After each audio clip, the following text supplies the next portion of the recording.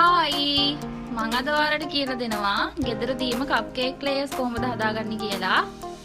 ඉතින් අපි බලමු කොහොමද හදාගන්නේ කියලා. තෙල් කොලයක් ඕන වෙනවා.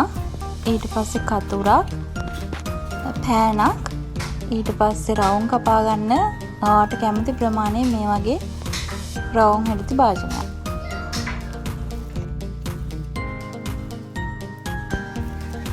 මේ වගේ රවුම් කපා ගන්න ඕනේ ඔයාලට ඕන ප්‍රමාණයට.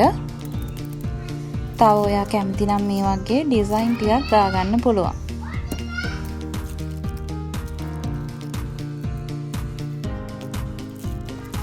අපි කපාගත්ත රවුම් ටික කොයි විදිහටද නමා ගන්න ඕනේ කියලා මේ වීඩියෝ එකේ පෙන්නනවා.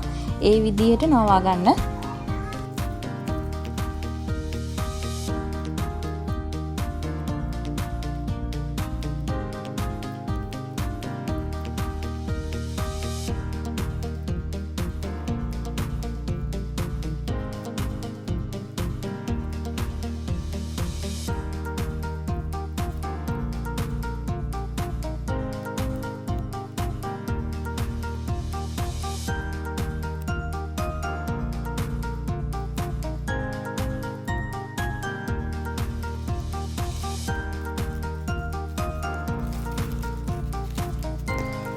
ඊට පස්සේ අපි මේ විදිහට ඒක අතින්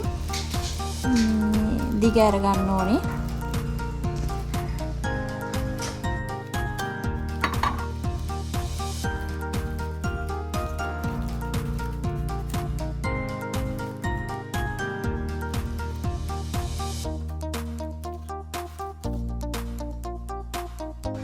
මේ තියෙන්නේ අපි හදාගත්ත ලේයර්ස් ටික. මම මේ වගේ ට්‍රේස් දෙකකට අවශ්‍ය වෙන ලේයර්ස් ටික හදාගත්තා 24ක්.